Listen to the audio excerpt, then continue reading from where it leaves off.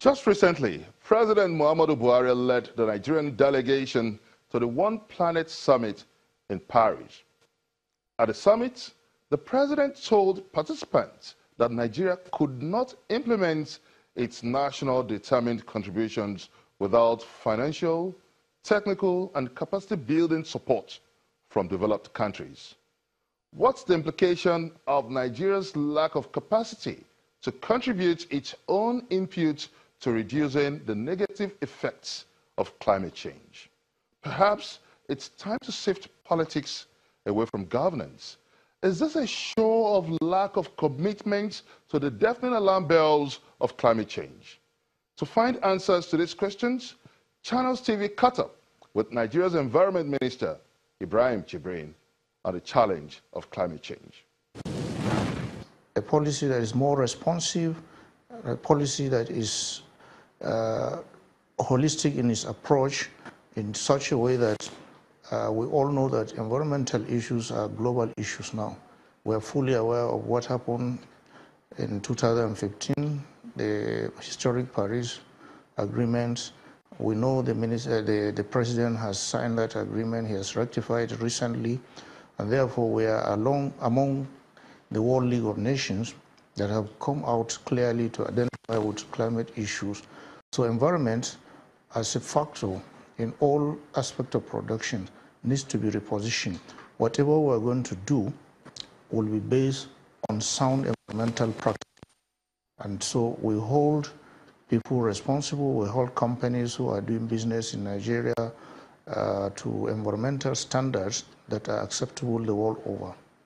We understand that the federal government is proposing a $20 billion investment in the climate change, talking in terms of the green bond climate financing.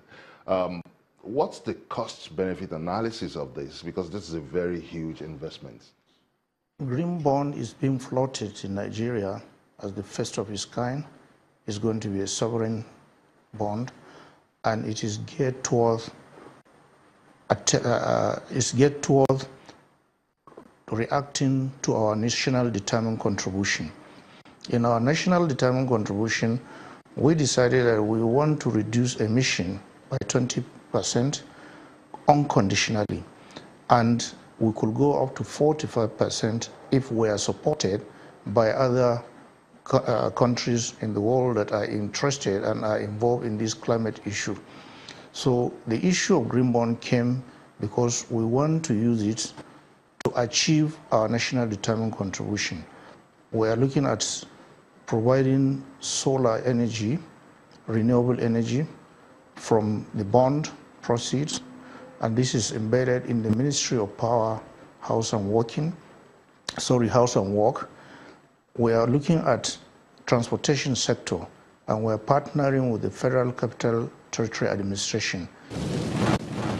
Are we really getting our priorities right? Because when we look at environmental challenges in Nigeria, one's mind is drawn to the plight of the Niger Deltans, the Ogoni cleanup challenge. The green bond has something to do with climate, it has something to do with the environment. That's why we call it green. So we have to look at projects that are green in nature. And the issue of the FCT I'm trying to talk about, which you caught me short, is maybe you are underrating the amount of emissions coming from vehicles that are plying our roads.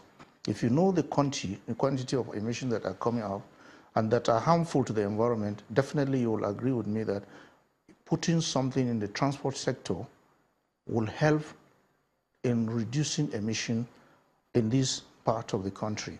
And whatever sector we are going to put in place, definitely it is aimed at getting a green activity that will be useful and make our environment sustainable and livable. How do we justify this huge investment, $20 billion? The country is neck deep in recession. So how is this of interest to the hungry man on the streets? The poor man will definitely understand. Don't forget, recently the vice president was in Gwagwalada Area Council in one village where he launched the solar energy that was used to power the whole village and turn the life of people to responsive.